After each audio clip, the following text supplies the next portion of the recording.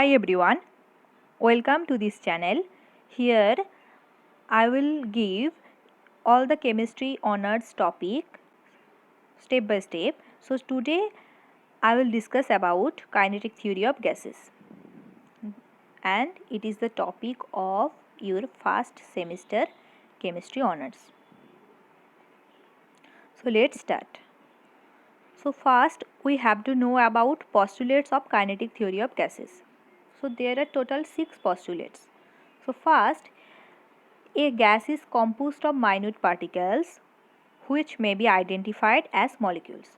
All the molecules of a given gas are completely identical in size, shapes, mass, but they differ from gas to gas. That means if you take a gas like oxygen, there are very small particles and all the particles are known as molecules. So, each molecules of oxygen gas are completely identical with one another in say size, shapes and masses. But if you take another gas like nitrogen, there are also minute particles which are known as molecules. So these molecules are completely different from the oxygen molecules in size, shape and masses. Next, the volume occupied by a gas molecule is negligible as compared to the total volume of the gas. So, if I take one molecule from the gas, so this molecule volume of this molecule is negligible as compared to the total volume of the gas nitrogen. Next, there is no force of attraction or repulsion between the gas molecule. Fourth, the motion of the gas molecule is completely random. During their random motion, they collide with one another and also with the walls of the vessels, the pressure of the gas due to collision of molecules with walls of the container. That means if I take a gas vessels of oxygen gas containing oxygen gas, so there are molecules in these gases, oxygen molecules. So these molecules are colliding with one another and also collide with the walls of the vessels. 6. The collision of the gas molecule is completely elastic, and this collision is completely elastic. The gases which obey all the 6 postulates are called ideal gas or perfect gas. So next the topic is number density. So what is number density? The number of molecules present per unit volume is called number density.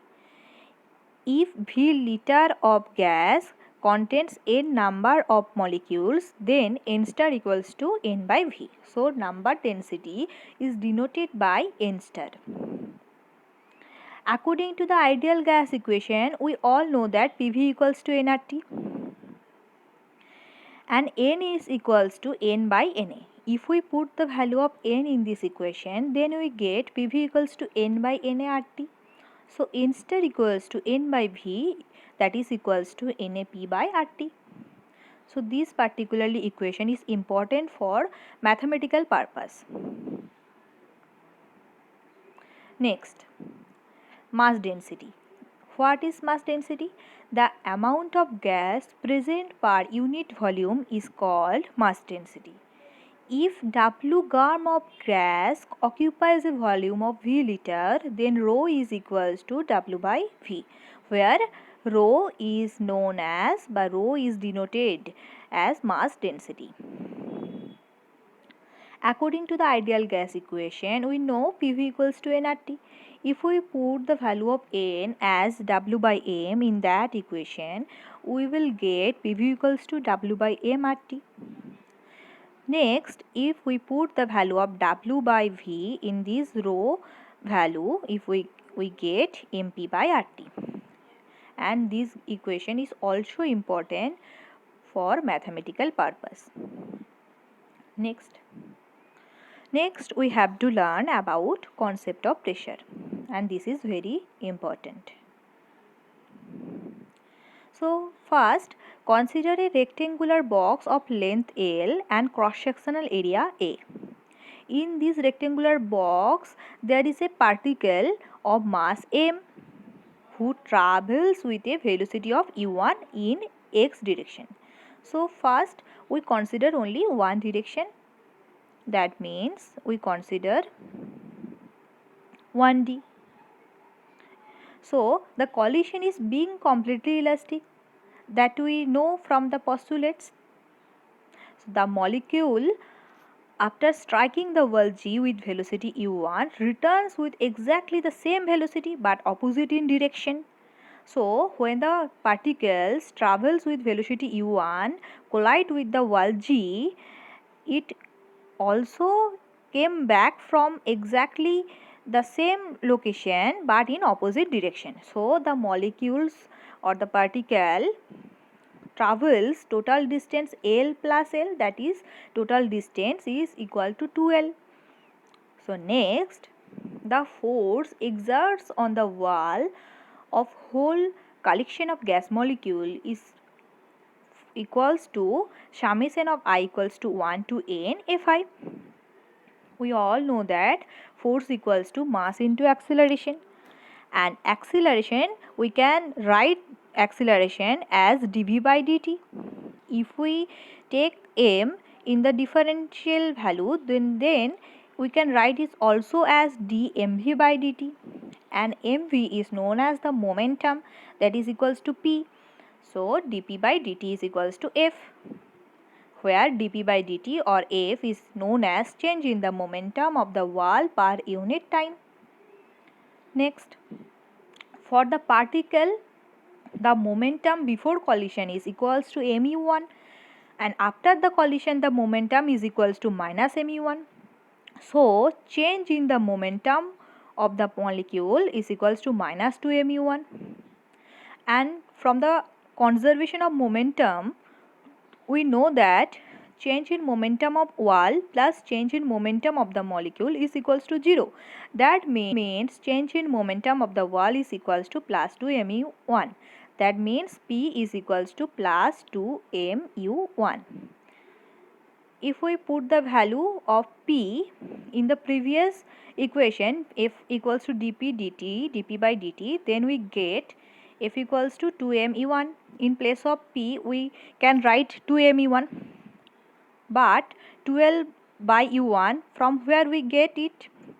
From the value of S equals to Vt, we can write S equals to the total distance traveled by the molecules. So total distance here is equals to 2L, and V is the velocity. Here the velocity is u1 into t.